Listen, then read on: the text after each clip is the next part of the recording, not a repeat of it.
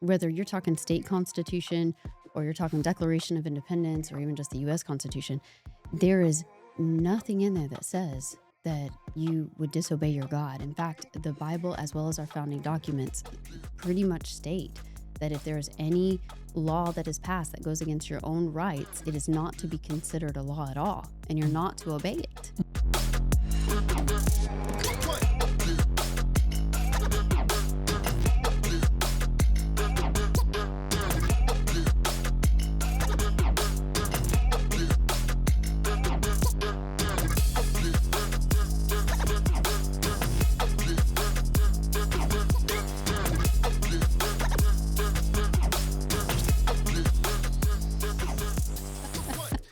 All right, Ms. Jenn Mack, thank you for joining me in the den. Yeah, thank you for having me. It's good to have you here with us. You're coming all the way from where? From the Woodlands, north of Houston. Oh, okay, Houston area. Yeah. So we met up in, I met your campaign manager, I think that's her title, up in Grapevine, Texas at the TPUSA Faith Conference. That was pretty amazing, wasn't it? Oh my gosh, so motivating. What was like your favorite part of it? I was like blown away by it. Tim Barton's, where he was going over the American Revolution and all of our founding documents and, you know, the large percentage that came from the Bible. It was just so amazing. I loved it. Very encouraging. I've seen some of those presentations before that they're really awesome, and it gets you, especially when they start talking about the black robe regimen, about pastors that stood up, and you know, nowadays we pastors don't want to talk about anything. I don't want to say that. There's a good group of pastors that are rising up. Yes, say that. Yeah. There are some that want to stay in that old separation of church and state, which doesn't really mean what they think it means, but they don't want to say anything. No. You know, sometimes I notice that they don't say anything when it comes to controversial issues where they might get some heat for it. Yes. But when there's an issue that they feel they could get some points, yes, they'll throw in what seems to be controversial, but it's not, because everybody's going to applaud them. Yes. And that bothers me. Yeah. Because during COVID, they were nowhere to be found. Afraid to talk about politics, afraid to do what needs to be done. And remember, you know, whether you're talking state constitution or you're talking Declaration of Independence or even just the U.S. Constitution, there is nothing in there that says that you would disobey your God. In fact, the Bible, as well as our founding documents, pretty much state that if there is any law that is passed that goes against your own rights, it is not to be considered a law at all, and you're not to obey it. And to not obey it is not tyranny, or excuse me, it's not rebellion. It's actually a true duty. Yeah. So we should have stood up a little bit different, and I would have expected the pastors to be more shepherds. Yeah, we went through a lot because we refused to close our doors. I saw that. And it was not easy. It was an easy decision. Yeah. But it was not easy to go through that. Yes. But hindsight, you know, we're like, man, I'm glad that we did what we did. I'm glad that we took the position that we did. We trusted the Spirit of God, the discernment, and the godly wisdom. Yes. Everybody was screaming wisdom. Use wisdom. You got to use wisdom. You got to use heathens were talking about wisdom. And there's two different types of wisdom, isn't there? There is. And then on top of that, you also have discernment. We've thrown out discernment completely. And when you look at what we were doing to each other, I mean, I was called a murderer because I didn't wear a mask, right? If you were a pastor that wanted to stay open, you were getting arrested in Texas. I almost got arrested. And that weekend, the county sheriff was in front of our church with some deputies following the county judge's orders, and was a Democrat at the time. And she had called me during the week, told me to close. I told her, with all due respect, we're not going to close. And I gave her all my reasons, spiritual reasons and practical reasons. Like, the most practical is like, it's our constitutional right. Like, you cannot close us down. But she sent the sheriff over, and that morning they were standing in front talking to the people and warning them about the order that the county judge had put out and the possible consequences. And I took a picture from inside the church.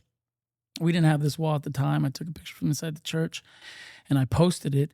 And I said, when the cops show up to scare people from coming to church, and I put hashtag, is this America? Hashtag, see you at 11. Nice. By the end of the service, it had blown up. 95% of it was negative towards us. Wow. And somebody in there said, I bet you this isn't the response he thought he was going to get. I didn't respond, but she was right. That's not the response I thought I was going to get. Not in the United States and definitely not in Texas. Yeah. The come and take it state. Right. Don't tread on me state. I said, nah. Something was happening and people who talked big games were buckling. And it was pretty embarrassing to see. Yeah. And but it was rough. Yeah. And people were afraid of their tax status as well. Mm-hmm. What was that going to do for them? Yeah, I think that's silly. It is ridiculous. I had pastors, not a lot of them, but some pastors were talking about how you got to honor Romans 13. You got to respect the government. And it was some of these pastors that were saying that were pastors that smuggled Bibles into China. Yes. Yes. And I'm like, so you don't have to respect that law? That government? That's right. But you know what I mean? So it was convenient. And then when Abbott, that following week, they were talking about arresting us and stuff. And on that Tuesday, Abbott came out and issued an order that churches were now essential, were deemed essential. And they kind of dropped it and stuff. But then us being essential, well, now you have to show up. Mm-hmm. So now it was the opposite. Now they were not being obedient to the government, because to be essential was the same as being a police officer, a doctor, a nurse, a firefighter, a Walmart employee, HEB employee. There's that. I guess so. But we were also considered essential. But out of all those entities that didn't show up, it was just the church. Yeah. All the other ones showed up, and it would have been considered dishonorable for police officers, firefighters, doctors, nurses to not show up. Mm-hmm. But for some reason, nobody said anything about, which it was dishonorable. It was. But nobody said anything because they were okay with the church not showing up. But just to add to that, also in Romans it says that the government is meant to avenge the Lord. Mm-hmm. And at the same time, how many times would you say that Jesus was not honoring the government, right? Oh, yeah. I mean, he literally went in, called them a bunch of snakes, a bunch of just serpents, hateful, Satan-loving, throwing things, whipping. I mean, that is not exactly what I would see as submissive. So I guess I'll say the left, those are people that use those tactics. Mm-hmm. They get offended that they're doing this against the Lord. Oh my goodness! They raised up a statue. Oh, they did this. He posted a picture. Like, gee, they get so offended. Mm-hmm. And I'm like, what are you talking about? You don't even read the Bible. They don't. So it was pretty hypocritical of them at that point, that they were calling us, the church, to be obedient to the word and to be obedient to leadership and stuff like that. So that was a crazy time. Oh yeah. Speaking of which, I wanna let everybody know that you're running for governor first, so that they're trying to figure out who you are. But you're running for governor. Yes. And we'll get to that in just a little bit. But before we started recording, we were talking about fighting, and you're a fan of dirty boxing. Is that what it's called? Dirty boxing. Yes. Tell me about that, because I do not know what. Okay, they've only had a few fights. They just started, and they started out in Miami, and I happened to be out there on their debut, and I just fell in love. What is it? Like, what's dirty boxing? It's boxing, with the elbows and the, you get to add a little bit more. And so there's a few things that you can't do, but for the most part, it's still gentleman's sport. It's still get in there. You're throwing your knuckles, your gloves are very light, and it's just a good old fashioned boxing. Were you out there like in an official Like a No, political capacity or just no, I took my husband out there for Father's Day. Father's Day And so we had gone just to go to the beach because he loves the beach. in And then Florida? we happened to see that. And it was just, Pretty cool. then I got to have I mean, fun. I like boxing. I'm not a big fan of like the UFC and all that kind of. I don't know. To me, I think it's a little brutal, but I Yeah. do enjoy boxing, Yes. and I used to love it when Chavez used to fight and all those older guys, Sugar Shane Mosley. And Yes. so I was a boxing fan, but then UFC kind of took over and kind of pushed boxing Blew out the up. way. Yeah. So, we kind of lost that. It's making a comeback maybe. Mm-hmm. I'm not sure. But you have to fight greater battles. And that's probably, maybe it's a segue from dirty boxing. We fight some heavy battles. Yes. Scripture says that we Yes. battle not against flesh and blood, but against principalities and powers and spiritual hosts of wickedness in unseen places. Yes. And I think that that's what politics has gotten to.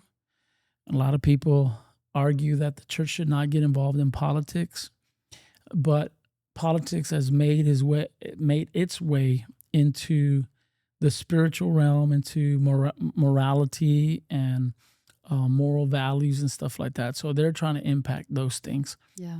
So for a church and a pastor and a Christian to not get involved in politics, I think that's neglect of the duty as a Christian. And you are running for governor. Yes. Is that because you have that fighting spirit in you? Would you Yes. say? And because we have a republic. And when you have a republic, it's very different. You have a duty and you will answer to the Lord on what you did with that republic. There's not very many in the world. There's only a few. And when you have a republic, the entire government falls upon the people's shoulder. It is the people that run it. And so when it's over and it's done, we can't say, well, it's the evil people in office, because we put them there and we need to take them out if the time comes that we need to take them out. Mm-hmm. And so people have gotten this, they're afraid to speak of the options that we have, right? We can alter, we can reform, or we can abolish our government. If we speak on such things, it's considered rebellion, or, oh, that might be treason, or, okay, well, but how do we do that? Our founding fathers never had an instruction manual. They gave their lives, their reputation, their wealth, all of it to make it happen. And so what I've seen is, Christian or non-Christian, when I go to certain events, whether it's the market or the gun shows or whatever it is, men, grown men that are mighty men, not sissies by any stretch, they are to the point where they have lost hope. And I'm talking about my petition, and they're like, you know what? It's over. It doesn't matter. We don't have a government anymore. Mm-hmm. And they've given up. But not only have they given up, when you realize the magnitude of how many people are preparing for what they believe is going to be a civil, violent time, you realize we are in that stage right beforehand where we've lost our trust in the government. My hope is to bring hope and say we can still reform it before we have to abolish it. And if we're to the point where we don't have a republic anymore because we didn't stand up, because somebody told us we needed to stay out of politics, this separation between church and state, that was all about the Church of England, right? Just like Nazi creating their church, the Church of England created theirs. And so the separation was all about, it was a letter that was written. It was never in the documents. It was never a law. It was to keep the government out of the church, not the church out of the government. The church absolutely belongs in the government. They absolutely belong in the council of leaders. They absolutely belong there. And we've gotten to where we've become such cowards that now here we are in a place where this republic has turned more and more into a democracy.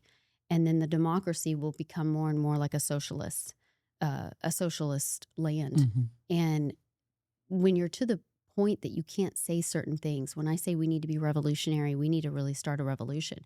We've had an American Revolution, Industrial Revolution, Sexual Revolution, Revival Revolution.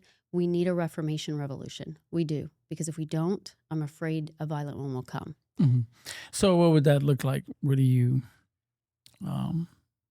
Other than getting a whip and throwing furniture? Because that's really honestly where I'm at. We need to get to a place that we're rising up. And I think it's going to start with people saying, not saying that they don't have time for it, because if you can't dedicate one day to do some research on people that you need to vote for, one day out of a Mm. year, and I get we're all busy, but we have to be active and involved or we're going to lose it. So what would you say, what's your biggest complaint, if you will, um, with the government or with the way things are that you feel needs to change? So much. I feel like and I've said this, I feel like our grievances are more damning than what sparked the Declaration of Independence. I really do believe that. We are forced to fund our own economic displacement with AI data centers and losing our resources, funding, not just funding wars, but we create terrorists and cartels with taxpayer money. And then we have to fund the wars that they require. But you can't have a revolution today. There's not enough testosterone. There's not enough people who believe enough to put themselves at in an uncomfortable situation. So they just go along with whatever it is. They have, but it took Mhm. 53 men to spark the Declaration. I know there's 53 mighty men in Texas. Mhm. And if we have that, that will spark something. But there's a reason why they've been removing testosterone from Oh, absolutely. society. 100%. Yes. They're feminizing Jesus. They're feminizing the church. They're feminizing the pastors. It's to the point where men have completely walked away from their watch post. And some of it is because they've been lazy and they do it. Some of it has been because they get browbeat every time they try to stand up as a man. So if it's not a woman taking them off, it's the government taking them off. Mhm. But at the same time, that's where discernment and wisdom comes in. You can't be listening to the wrong people. And But it's so even that's where it's even happening through the food we eat, through the vaccines. vaccines. Well, I don't know if you heard this, but in Florida, they're actually looking to pass a bill saying that you can't put vaccines in the food without, actual acknowledgement ahead of time, right? So they're So doing then that? you're going, okay, well, they're already doing it if they're having to pass a law. So yes, they've been doing it for years, though. It all started back. I don't know if you were paying attention to the what was it, the climate summits and the sustainable summits back in the day. World Economic Forum, I guess, kind of took most of it, but they were having these sustainable summits, and it was Obama's second year, and so, or excuse me, second term, and this whole all the minutes had come out, and everything in it was empower women and children, empower women and children, and it was things that didn't make sense. We're going to do this with agriculture so that we can empower women and children. And when I started seeing it was on every subject, I thought, what are they doing? It was with food, it was with government, it was with all, and that was the statement on almost all of them. And I just thought, man, this is a little shady. But now you've got, here we are years later, you've got men in their 20s having to go to low T places, women having to go to fertility clinics, to try to have children. So we went from kill all the children with the abortions to now we need fertility issues, or we've got fertility issues we need to get corrected. Food, vaccinations, environment, chemtrails, we're being poisoned constantly. So what do you know about chemtrails? I wish I knew more about chemtrails, but Because, I would say it's pretty obvious when you go outside on a nice sunny day and there's and then they see X's all everywhere. yeah. I know that they're putting hundreds of millions of tons of citrate particles in the air. And so when What's you that? look that up, gosh, I can't break down that chemical compound, but I did look it up. And so what I found is that an excess amount at one time causes lung damage and you end up with respiratory issues. And I'm like, what? These are the chemicals? Because I wanted to know what the chemtrails were, right? So it starts breaking down what are the chemicals in there. So I start researching the chemicals and I'm like, my gosh. And they say it doesn't hurt us because it's only a certain amount at one time, right? Kind of like the poison whenever you eat crap. It's like, oh, well, there's not enough But arsenic. why are they doing it? I think that there is a lot of nefarious things happening from chemtrails, food, data centers. I don't think it's just about AI stuff.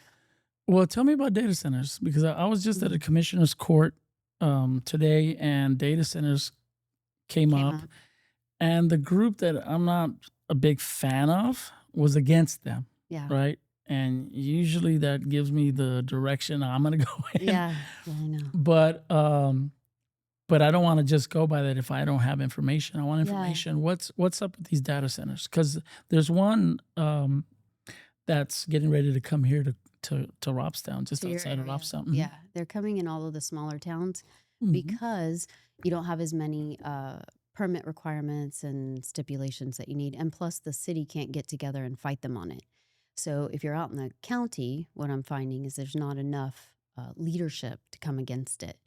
And when you had the big, beautiful bill, I voted for Trump. I genuinely have a huge respect for Trump, but it doesn't mean I have to agree with everything that he Mhm. does. The big, beautiful bill was a bad idea. Why? Because in it, they have it where the states pretty much cannot fight these data centers for the sake of commerce. And so now we're getting this sort of Aaron Brockovich story coming up where people are having issues with their water, they're having issues with power.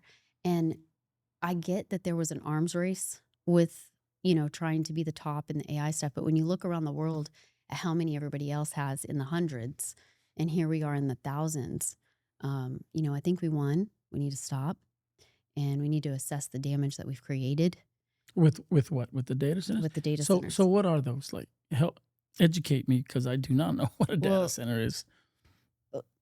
so there's what I think. And then they're putting these together because people are expanding in the AI, right? They're expanding in digital everything. Excuse me. They're talking about a lot of jobs being gone in the hundreds of thousands, even by the end of the year, within Texas. But there has to be something to support all of the data that's being used. So you have ChatGPT, you have the Meta, which is all your Facebook and Instagram and all the social media and things like that. You've got I think 5 or 6 different major AI platforms that people are using. And so there has to be a storehouse for the brain for that to keep working. And so, but I don't believe we need that many. And I don't believe that Texas needs to house it if we didn't choose to. Some people want them. And if they want them, let them have them. But we've made it very clear we're done because what happens is these data centers, I mean, they're thousands of acres, thousands of acres. Um, and then they consume so much water because they have to be cool. They have to keep the machines cool. And so they end up using somewhere, I think they're in the upwards of 200 something billion gallons of water per year is what they're expected to be by the end of this year. And so that's so much water to be consumed. And we're already struggling with water on top of the fact that there's major power issues because there's a huge queue, excuse me again, there's a huge queue within ERCOT. And what happens is the data centers come up and they say, hey, we want to build this data center. We're only going to need this many gigawatts of power. And so they lowball it. But then they may say, just using numbers for an example, but they may say, hey, we only need 20 to 25, but then they actually consume 100. And so that puts such a strain on our already vulnerable grid. We have a very vulnerable grid in Texas. There's 3 major ones. We've got the east, the west, and then Texas, right? And so there's so many resources that it's consuming on top of the land. Now you're creating brown soil. And so even if the data center has to go, well, now it's going to take a year or 2 before that soil is able to be used for anything else, just like with all these wind turbine areas and stuff like that. So there's just, I feel like there wasn't enough research done. What is it doing to the soil? Well, just when you're creating all the, not just pollution, but you're creating any construction, right? But in the construction, then you've got all the water that's coming through, the muck that's coming through, the waste that's coming through. And so now you've damaged the soil and it takes approximately about a year to sort of regenerate the soil again. So I think Bob Hall did a study on this with, I wish I could remember who it was. I'm sorry. The Energy Coalition or something of Texas, but they did some kind of study with all the wind turbines, Mhm. and they're finding that it's damaging the soil in that it's creating what they're calling brown soil, which is very tainted. And I don't know enough about the wind turbines to know what it's producing, but it's releasing the chemicals that it's being used. It's releasing gases, fuels, all kinds of stuff that's going into the ground, and then it damages the soil. Mhm. So now it takes time to have to replenish it and regenerate it again. So what would you do about the water situation here are you familiar with the water situation here in Corpus? Yeah, it's really bad. So Abbott was talking about how they've given money to the Corpus Christi government and they've kind of blown it. Nobody knows where that money is. We don't have a desal. We don't have a viable water. So, I mean, I think there's a lot of options, but they Yeah. haven't really made a decision on anything. So we're just spinning our wheels when it comes to water, and it just keeps leaving. Yeah. So a lot of the opponents to a desalination plant are people who are against industry. Mm-hmm. Right? We're giving all this water to industry, and I'm like, but if industry is not here, you might have water, but you don't have a job. You don't have food on your table. So you can't run off industry.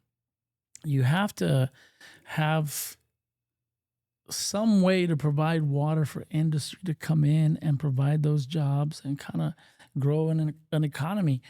And I don't know that they're thinking about that. Seems like they're not thinking about it. So I don't Are you believe for industry or against? I'm for capitalism, Yeah, okay. 100%, but I don't think it's the government's job to create the water for the industry. Okay. So it is up to them. If you've decided that you want to create a business and it's going to use a lot of the resources, then you need to figure out how to use those resources. So we have a Tesla plant here just about 3 miles south from here. And if I'm not mistaken, they are drilling wells. So they're kind of providing their own water. Would that be something that would be suggested to other industry? It depends. Because they if they're using found that much water. no, because what they found so far, and you've seen this in other states where they drill, but then somehow the neighbor's water gets contaminated or their taps just stop Mm-hmm. because they've literally taken the water. Right. And so I wouldn't say that that's necessarily the answer either. So what? Build their own desals? I don't understand why we wouldn't already have a desal plant that can be nuclear powered. And if you have two plants where there's a reactor plant here, it can power the desal plant, and the desal plant can cool the nuclear plant as well. And from what I understand, please correct me if I'm wrong on Corpus, is that it was years ago, right around COVID, that they had agreed to come to the budget of like 600 something million to do the desal plant. But then over time, they were trying to collect the money, right? That takes a couple of years, I guess. And then in the meantime, they were concerned about the brine water, what's going to happen with all the salt. And we have no place to put that. So I guess that wasn't incorporated in the quote. So shame on the guys that, did the quote. But now here it is a couple years later, because of the COVID situation, our supply chain was ridiculous. And so that 600 something million, by the time they got the money, now it's almost 2 Billions. billion. Mm-hmm. And so now, okay, well, now what are we going to do? Now we got to come up with $2 billion. I think indecision costs you more 100%. in the long run. Yeah, 100%. Had Yes. they made a desal plant already, Yes, right off the bat, just do it. and then if there's an issue with the brine, then you'd create something else that would take care of that. Yeah. And then if there's an issue with that, you create something else that'll take care of that. Yes. But if you never do anything, You got to be innovative. you're You gotta just do it. Yeah. building up trouble and problems. Mm-hmm. So in the valley, in the Rio Grande Valley, they are already working on a desal. Yeah. I mean, they said, hey, let's make a desal. Let's do it. Just do it. Yeah. But Corpus, for whatever reason, cannot make a decision to save their lives. Yeah. I've been saying that for a while, and I don't know why. There needs to be a few desal plants, and then that way water can be hauled up north too, Mhm. because we've got major issues on the west side and up north as well. You know, somebody said something that made sense to me.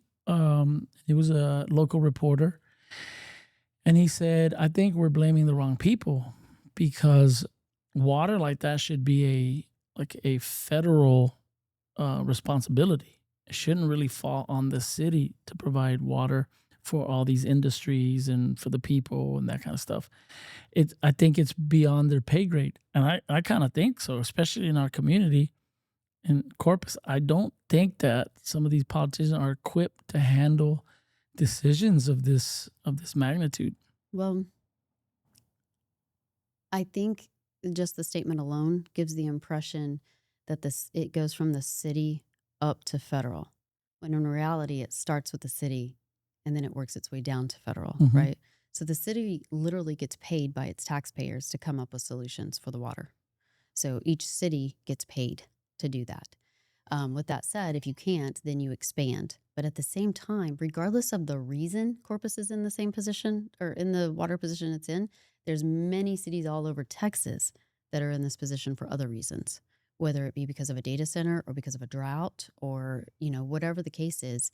The Texas has been struggling with water. So, like in the case of like a industry or a data center, I would say that they can only use up a percentage of the water For the for the whatever data industry center or that the industry. uses Okay, yeah, yeah, water. yeah. Mm-hmm. You can only use this. This is allotted to you, the Yeah. percentage. So if there's 100% water, right? If the lake is 100% full, you can take this percent of it. Mm-hmm. So if the lake is at 50%, your percentage is lowering, right? You can't still take 50 if it was 50 before. It should change. It should vary in that way. That way they take it upon themselves. I was talking to a brother-in-law of mine that works in that industry. And he says, all the industries over here are already working on solutions for their industries because it's their business. It's their Mm-hmm. companies. They're not waiting on the city to figure it out for them because if they don't, they're the ones that lose. If there's no water, they lose. That's right. We had an ammonia plant that was supposed to be coming here to Robstown, and there's some fear mongers that were just riling up the people and fighting against it. They didn't want it to come here, but it's industry that could give people jobs. And they're going to use so much water. Let them figure that out. Because if there's no water, they can't run their plant either. So I'm careful about the idea of it's industry, let's do it. The reason is because the data centers came in with that. It's industry, we're going to create jobs, only to find out that they only need jobs during construction. After that, you've got a 5-mile plant that only needs like 5 people to run it, So it didn't actually bring it in. And then what we're finding in Texas is many corporations are coming here and it's supposed to bring us jobs only for them to bring so many people here as well.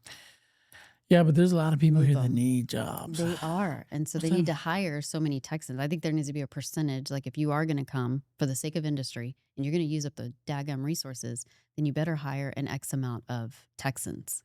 Right. I was having a conversation with a gentleman from this developer in this area. And he was talking about how we tend to create a facade of prosperity by putting up entertainment centers, things that don't pay a lot for the people that are working there. He says we have to bring industry that actually provides high-paying jobs, yes, so that this area can grow, or else this area is not going to grow. You can bring all the entertainment you want, nobody's going to go to because they're not having money to do it. Yep. And including the people that work there. So he starts talking about a different tech type of industry, and I said, well, there's an area over here in Corpus, just north, it's Portland, and that's blowing up with Cheniere and Exxon and all those refineries that are there. Yeah. It's blowing up. And he said, those refineries don't have a lot of people. They have people during the construction. I said, so what made it blow up?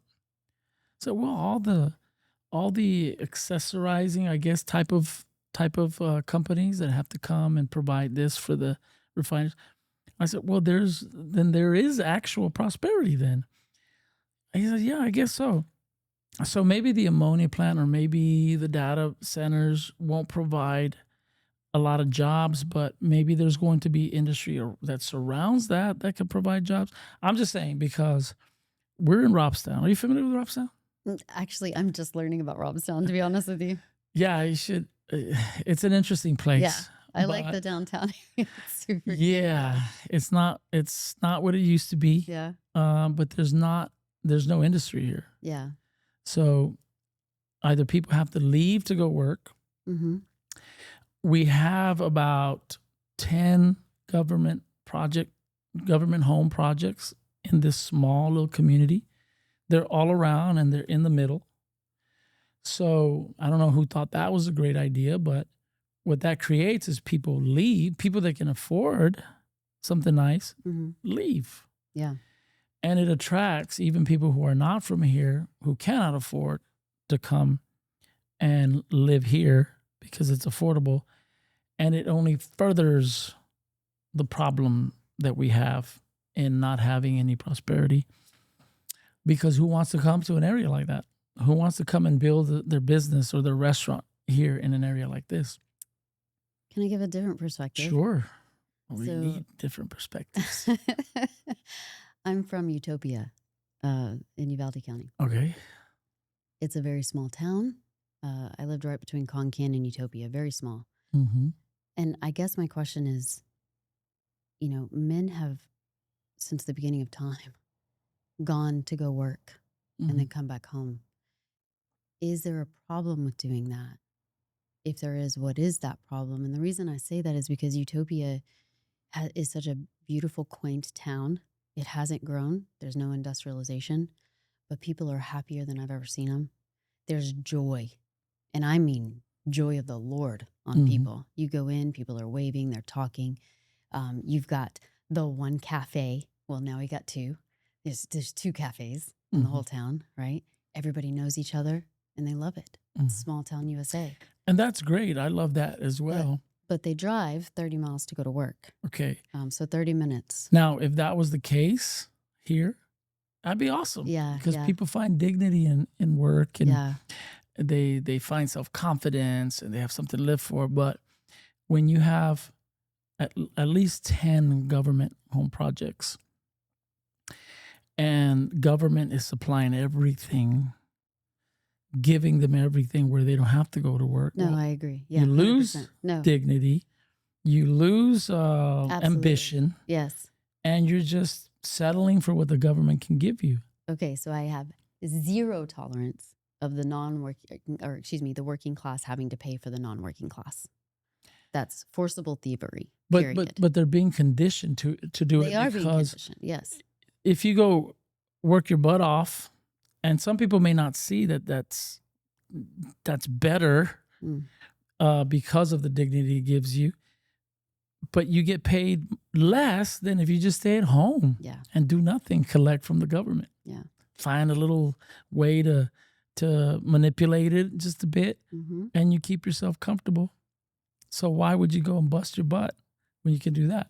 I mean, there's reasons why, but they don't see that. No. It don't make sense why you would do that. And that happens a lot in areas like ours. I'm not saying it's everyone, Egypt, but right? It's the but same it happens. Egypt mindset. And then you as a pastor, you got to preach that out of them. Yeah. And it's hard because you're contending with their livelihood. Mm-hmm. And it's like God's trying to get you out of that. Yeah, they'll be prideful that you're trying to get them to give up government funding, but they won't be prideful enough to go work for what they get. So pride is in the wrong place. They surrender to the policies of the ones that are giving them the handouts. Yeah. Well, if we vote them out, well, I'm not going to get this, and that anymore. Well, it also gives them or I should say it strips them of their identity, and then they get this lack of self-worth.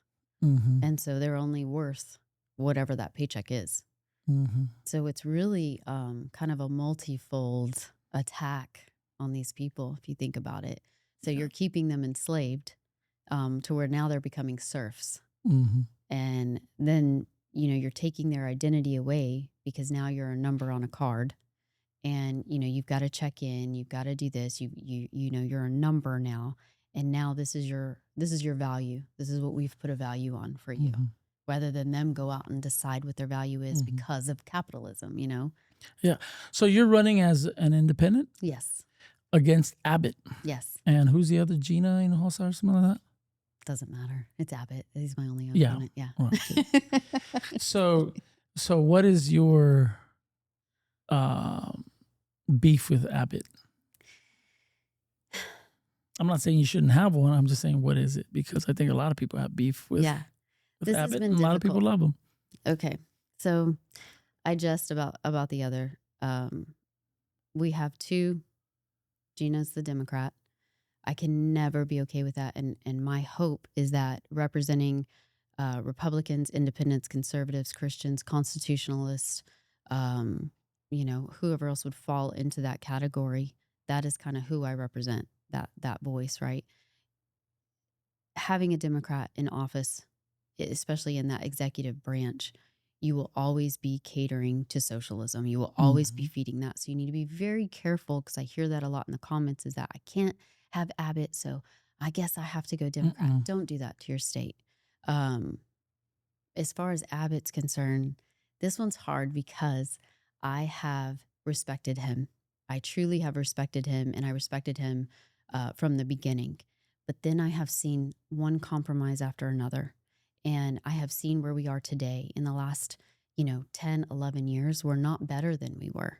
And so that's really a question I would have for everybody is, do you feel like with all the fraud that we've had, with the trafficking that we have, with the border issues that we've had, with the Muslim takeover, with the whole Islamification of Texas, all the things that are going on now, are we really better than we were, 10 years ago? And the truth is, you sign those bills and you don't have to.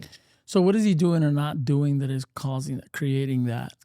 I think going out and seeking foreign aid in a way that's going to put Texans out of work is always a bad idea. I don't think that there's a problem with creating your own trade. I think that's brilliant if that's what he was doing. But to make promises and to have jobs that go into the millions of tax dollars, while Texans are going without jobs, that's a big issue. Okay, explain that to me. H-1B What was visa happening? fraud. Yeah, the H-1B visa stuff going on. And I think Nick Plum was one of the ones, and Nick Shirley, that really exposed it. There's actually quite a few. Sarah What were they Gonzalez. doing with that? When you say they, Abbott and or Abbott and them. whoever he Okay. was So equipping to be able to do that. he actually went to India and actually recruited and said, "Hey, listen, this is what we have." And I want to be careful what I say, because any little word can be taken, but the gist of it, or to summarize it, is that he said, "Hey, this is going to be a great place for India to be. Here's H-1B visas. You can come in and be here for a temporary tech visa or some sort of technology job, only to find that they're coming maybe to work in a food truck, or they're working at a restaurant." And it was nefarious, right? And India was actually issuing fake certifications. So, in all fairness to him and to the government, to Texas government, I believe that they thought they were getting real certifications and getting real certified people to come over. But then when you start looking at how many there are, I just believe that there's so many more Texans that could have taken that position, because where the governor has control is he has control of procurement. And so when you're going out and seeking other people to come and work, when you have Texans that are able to do so, you have to make sure you're doing that sparingly. It has to be because we don't have enough people here. It has to be because, either we don't have the trade, or we have such a high volume of need that we have to go elsewhere to get it. So I just don't believe that the amount of fraud that we've had uncovered, and the amount of people that have come fraudulently and used taxpayer funds, I just don't believe that number should have gotten as high as it did. Same thing with the whole Islam thing. So there's just a lot of areas where we could have said, "Hey, we need to stop." What's going on with the Islam thing? Um, I know there's a drastic rise in mosques, right? Yeah. Um, what's going on with that? If you listen to them, so I've actually been listening to their own podcasts, whether it be in the Middle Eastern areas or it be here. I'm listening to their own podcasts, not just things that are, clipped out, because I want to know everything that they're saying. They laid out the plan, that, listen, America's different than the UK. America's different than these other places where we go in, with a tough hand. You've got to go in softly. You use their constitution against them, use their Bible against them. And so here we are protecting, Islam under 1A, but at the same time, we protect them in their criminal activities, such as child. I don't know what I can say. You'll bleep it out, right? So you got Do you, child sexual assault, right? we won't Child bleep anything bribes. out. Oh, okay. I should have known.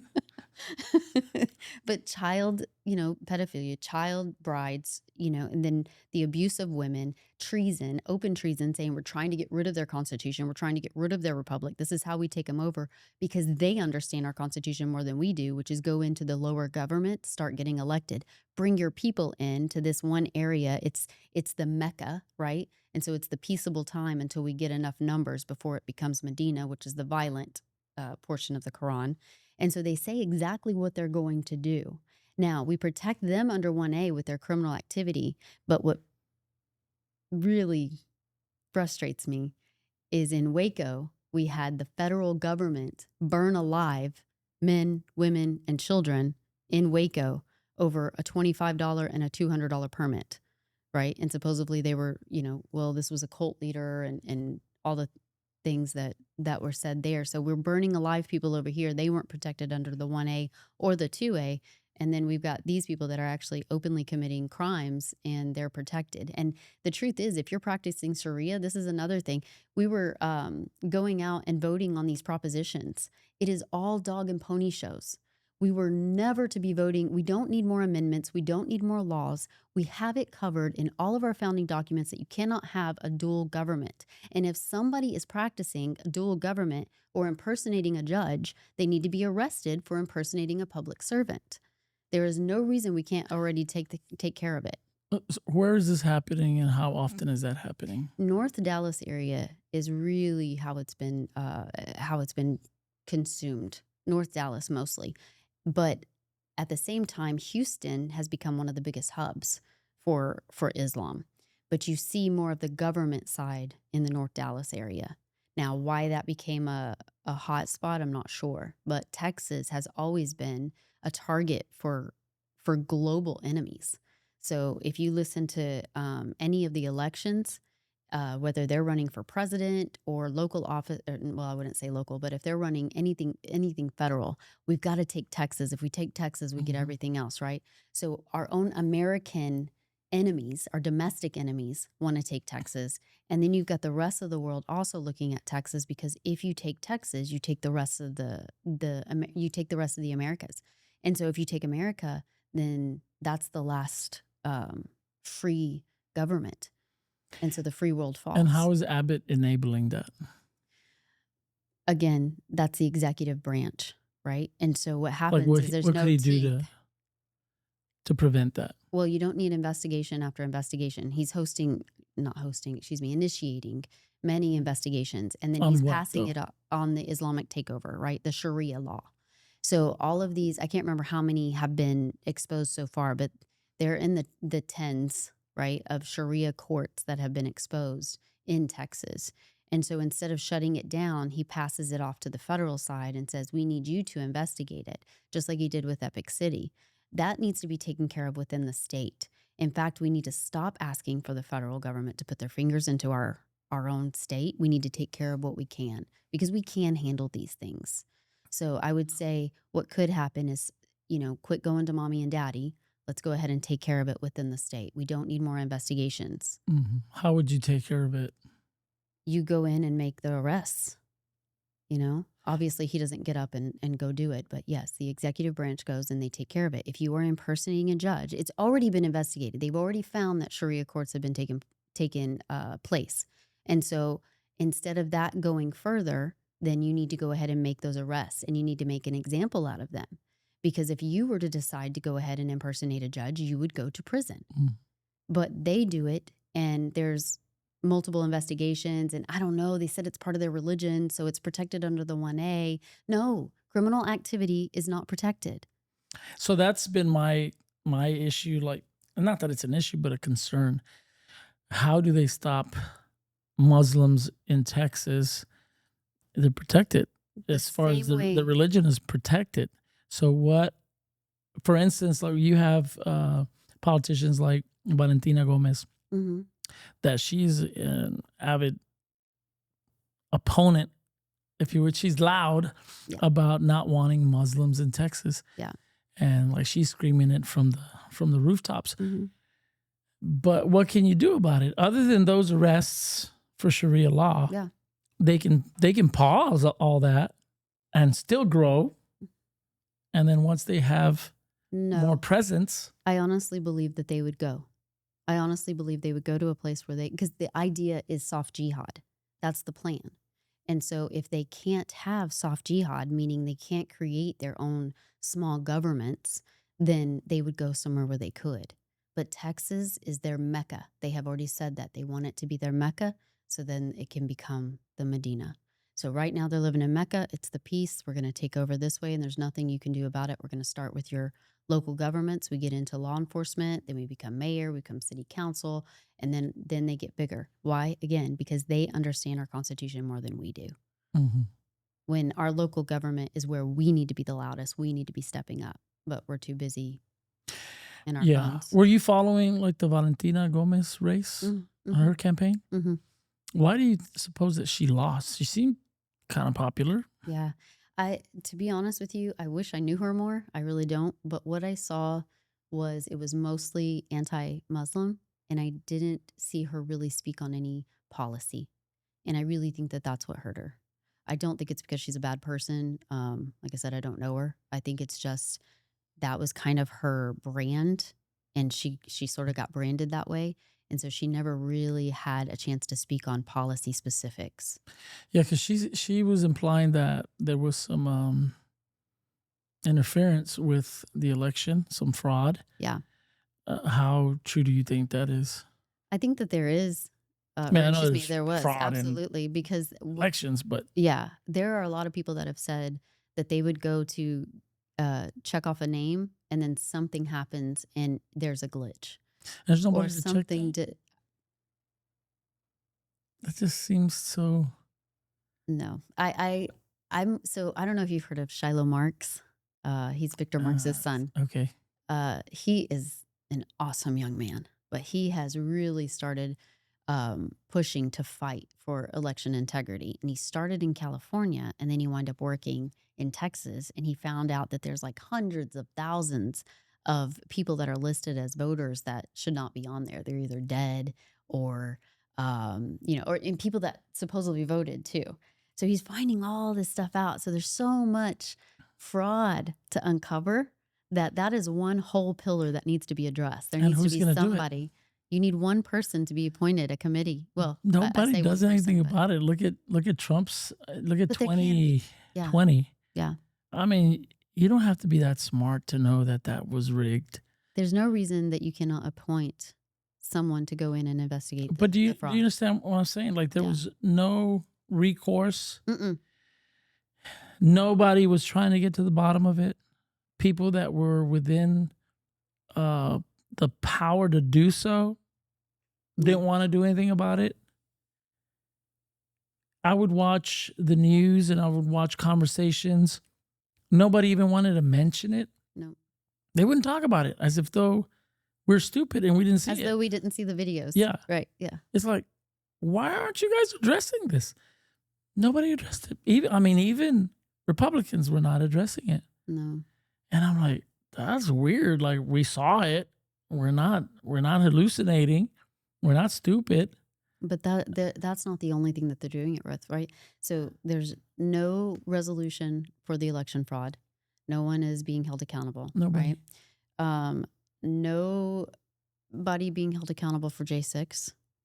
That's been uncovered that it's a hoax. There's so many things going on Right. where there's FBI guys that were in there and provoking it and trying to start it. Epstein, you've got, a prince that loses all his royalty, gets completely debadged or decrowned or whatever you call it, right? Loses everything in the UK, and yet not one person has been held accountable in a high position here on the Epstein stuff. So nobody's being held accountable. So like the any of these J6, people say, well, so you're, the J6, that don't tell me anything about this or that until you tell me about J6. I'm like, what are you talking about? That's like been debunked. That was obvious while it was happening. Yeah. I knew it was a bunch of nonsense. Yes. But nobody talks about it. Nobody addresses it. Nobody identifies that this was just a bunch of nonsense. And you gotta be, I don't want to use the word. It's okay. You gotta be I'll just use stupid. You gotta be stupid Yeah. to not see it. Yeah. Now, I mean, nowadays, I don't believe anything. Like with AI, it's just like, Everything's a psyop. but back then, that still wasn't as intense as it is now. So, but now I don't believe anything. No, and even when that was going on, I tend to watch the far left and the far right. Mhm. So on something like that, I'm gonna turn it on, and this is for any event that's a major, hey, we're breaking news, this is going on, right? I'm gonna turn on Fox and I'm gonna turn on CNN because somewhere in there's the truth, right? And so Or nowhere in there. or yeah, there's something, right? Something's happening at the Capitol. That's all that we know. And so when I turn it on one side, it's nice, peaceful. People are outside. They're just walking around. And then you turn on the other channel, and it looks like people are swarming it like ants. And I'm like, whoa, Yeah. somebody has to notice this. Somebody has to notice. People just go with what they're told. Just go Yeah. with the flow. They do. They said this. I'm like, so what? Yeah. We would when the whole COVID thing, they were putting pop-up tents everywhere. And people were lining up to get tested for it. They were sticking Q-tips or whatever Yeah. into their brain. Puncturing people's brains. You Yeah. couldn't be 6 feet, closer than 6 feet from somebody, or you'd get it. Yeah. But to test you, I got to stick this all the way up into your brain. Yes. Yeah. And people just thought that was legit. And I'm like, is anybody No not using question. their common sense around No it? question. I know. And, I was going to a hockey game. This is a hockey game, right? And they said, oh, we need to test you first. And so they had people outside in kind of like a truck. And like, we need to test you to see if you're, to see if you're sick. And I had my son with me too. And I was like, I don't want you doing anything to my kid. I said, wait, I have a question. Nobody even fully understands the disease. So how exactly are you testing us? And what are you testing us for? Because you're in a truck. And he said, ma'am, I just got to be honest with you. They're just testing for, is your white blood cell count fighting? Is it, doing that? So it could be really fighting anything. And I was like, so really you just want to know if we have any kind of, make sure we're not sick, right? When they were talking about the Omicron variant, oh, we're getting overwhelmed in the hospitals with the variant. There was a memo that was being sent out to all the medical establishments, and whether you were a pediatrician or a cardiovascular doctor or ER, every department, every branch would be given a letter and how they were to address the issue of encouraging people to get vaccinated. Yes. So if you're a pediatrician, this is how you would say it. It was pretty much the same. You just changed the verbiage a little bit. Yeah. So some pastors, we were being sent that information. This is what's happening. And it wasn't long after that they started putting it out. Local doctors. And I said, that's nonsense. That was sent out for them to do. That's not actually happening. And I have a copy of that. And I'd post it. So you're trying to say my doctor so-and-so is lying and deceiving? I was like, I'm not trying to tell you that. I'm telling you that he's doing it. Or she's doing it, whatever it was. Yeah. And people would just go along with it. I'm like, well, this is nuts. I would call the hospitals. And I even called, I think it was Austin. And I asked, how do I get tested to figure out if I have the regular COVID or the variant? So, well, we don't test for the differences. We can't really tell if it's the flu, COVID, or the regular COVID or the variant. Then why are y'all saying y'all being overwhelmed? Yeah, with the new one. With the variant. I called Austin, the same thing. I was like, well, how would I find out if it's the variant? Well, your doctor would have to take your test and send it to a lab and get it tested thoroughly to find out if you had the variant. To see if it meets the quota. And I'm like, you kidding me? Yeah, I mean, you kidding me? I would go into the hospital, see my dad, and you need to put on your mask. I'd get to my dad's room and I'd unfold the sofa bed. and it was filthy, full of blood stains and who knows what else. Mm. And I'm like, you're concerned about a mask when your rooms are this filthy? Like, come on, stop trying to Wow. pretend like you guys. And that just built up so much distrust for me with the medical field because Yes. they should have known better than anybody else that those masks weren't Mhm. doing anything. The 6 feet wasn't doing anything, Yeah, they but did. they were just going along with it. Yeah, and then the new virus that's come out, The right? The Hannah, hantavirus, like that's supposed to be a side effect to the vaccine. oh yeah. It's- Well, I'm glad I that's didn't get recently come vaccinated. out. Yeah, that's recently come out. So moving on from Yeah. there, I want to touch on like Iran. Yeah. What's your take on Iran? Okay. As far as should we be over there? Should we? Because Just whatever. okay, I have no problem with going in and stopping Mm-hmm. nuclear weapons. I do have an issue with sending our guys out there. The reason I say that is because I know that we're sending $40 to $80 million a week to the Taliban. So it's really difficult for me to be okay with a fully funded war when we're sending money to the bad guys too. Mm-hmm. So Who's again, sending it money to the just Taliban? What's going on with that? the U.S. government. Oh my goodness, Sean Ryan ended up just blowing up the story with one of the Afghan, I guess you'd call him a rebel militia leader, something like that. Is the Taliban And in Iran? Taliban and Al Qaeda and Hezbollah and all of them are all linked together. But And are so they when in they're Iran? all within, yes. Now it may be Hezbollah versus Al Qaeda, but all of these terrorist groups, yes, are within Iran. But that's not what we're fighting. So we have the Islamic regime, which has completely taken over Iran. That was back in the 70s.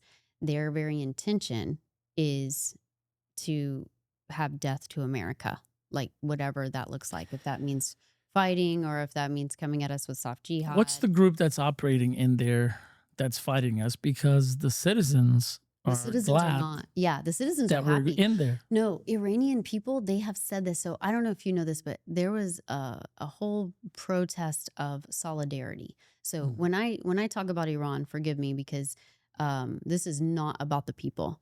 I love Mm-mm. the Iranian people.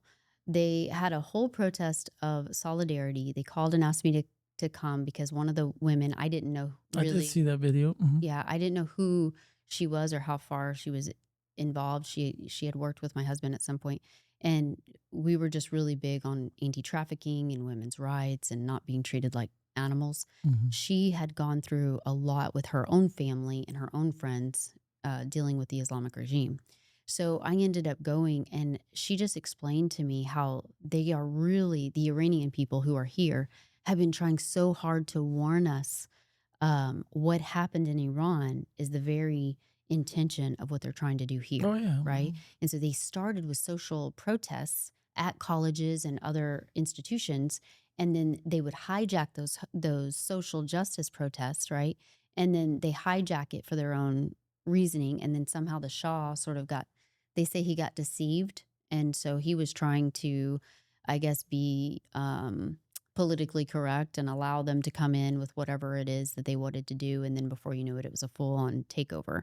They And destroyed that place. they destroyed it. And there is no Islamic country that actually looks nice. Mm-mm. You can't find one. Mm-mm. And so you've got, I don't know how many Muslim countries, and none of them are prospering at all. Right. And so they have come here to really just tell us, listen, you need to be careful, America. This is going to happen to you. It happened to us. So the Iranian people are amazing. And they even sent so many messages that we just want to thank President Trump. We want to thank Americans. Thank you for standing with us. Thank you for going in and doing this. Here's where I have a bit of an issue. There are times we need to assess and figure out if someone is our enemy or our ally, right? There was a time where Iran was our ally until they weren't. When the Islamic regime came in, they were now an enemy, one of our biggest, greatest ones, just like Russia and China, Mhm. right? There are other countries that we need to assess as well. But when you're giving information that they are creating nuclear weapons or they are, getting their hands digging in further to be able to fight us, then yeah, you need to do something. I don't know that a war is the right thing, because if we can do some kind of sonic boom and take over the Venezuela area and take out the one leader, bring him over, then, if that's the intention, then why was that not an option? So there's a lot of questions I have. Is the punishment fitting the crime? What exactly is the crime? What are we fighting, and how I long is this going to think go? Iran's a lot larger than Venezuela, and I think it's more intricate than Venezuela. But again, what is the crime specifically, so that we know how long are we going to be there? What's the plan? Normally the president would come out and say, listen, this is where we're at. Either we're going to war. This is something that's going to last a while. Prepare yourselves. Or there's a tension right now. This is what we're looking at. This could go on for months, because they know what the plan is. I think he is using what's the proper word for it? He's utilizing his words so that he doesn't have to Carefully. get permissions to Right. be able to do what he wants to do. Because if he Right. calls it this, then he's got to go through these Exactly. channels. Or if he calls it this, but if he's Yeah. if they're in a ceasefire, then there's Sure. no war. So he's using that to be able to get things done without having to deal with these Yeah. Democrats that And I are respect that about Trump. against everything he does. Yes. And I respect that about him. He needs to do things to get things done. But at the same time, we need to understand what's happening. Are we at war or are we not? Because we do have sons that, all my kids were military. One still Mhm. is. And so are we going to Do war or are we we have not? boots on the ground in Iran? No, No. not that. Okay. Well, I don't know. I'm going to say I I don't don't know. think Yeah. there is, but as long as there's no boots on the ground. But if there is boots on the ground, Yeah. I mean, that's why they go into That's the it. military. Like I so said, it's part of the that's the- territory. And again, but it's not just to go, Right. right? So I would need to have an understanding to know if I would support something like that. What's happening? Where are we? What does it look like? As far as going in and doing the negotiations and, drones, whatever the case is, as long as there's no boots on the ground, Mhm.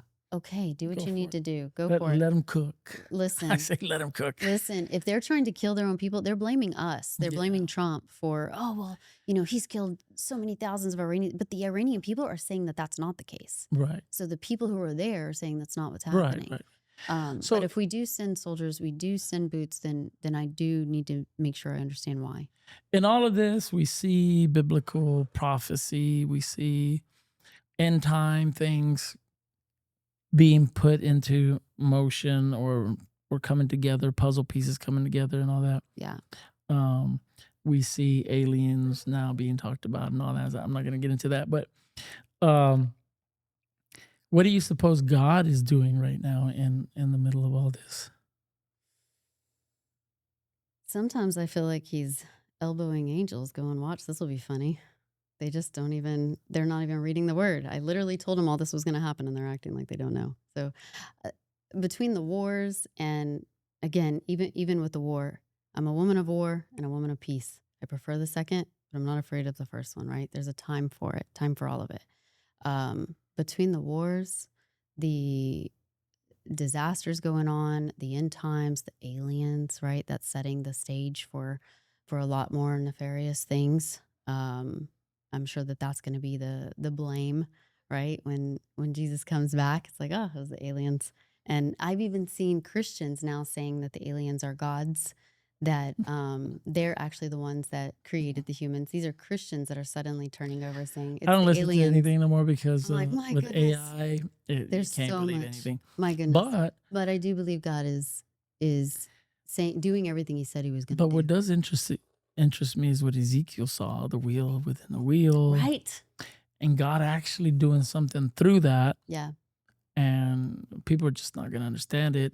But it's still, it doesn't mean that it's, okay, all the stuff that's coming out with the aliens, I genuinely believe that this stuff is happening, but I believe it's demons.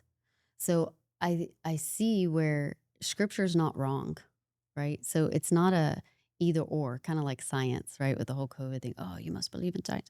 It's not either or. They match perfectly. It makes total sense. And even with Ezekiel, when you compare that to the book of Enoch, right? And the watchers and the fallen angels as it gets further. Even if you don't read that and you go into the days of Noah and where they were at, and just what would have been considered monstrous or aliens or whatever. I mean, I really believe that there's a lot of things that are happening. I believe there are, again, spiritualities, principalities, things that we're fighting, and it's becoming more physical. I think that the two worlds of spirituality and physical are starting to get a little closer together. Well, it's starting to Merge, I blend. guess. Yeah. Yes. Mhm. Yeah. And I think the church more than ever has to put more emphasis on the Holy Spirit, Yes. baptism of the Holy Spirit, because with the baptism of the Holy Spirit comes the gifts of the Holy Spirit, Yes. which in that is discernment of spirits. Yes. And when you cannot trust your eyes or your senses, you're going to need the Spirit to give you Yes. discernment. Yes. And I think that is what needs to make a comeback. Hmm. I think the enemy was also moving in that, steering the church away from the supernatural, away from the gifts of the Holy Spirit, Yes. to usher in what he has to do. Because the original apostles, disciples, even the evangelists, right? Stephen, we're just studying about him tonight. He was full of the Holy Spirit, and he was performing signs and wonders and miracles. Yeah. People were being amazed that they would see him, and they saw him as the face of an angel. Hmm. So you're seeing this martyr, and also having the boldness and the discernment to become a martyr, to be a Yeah. martyr.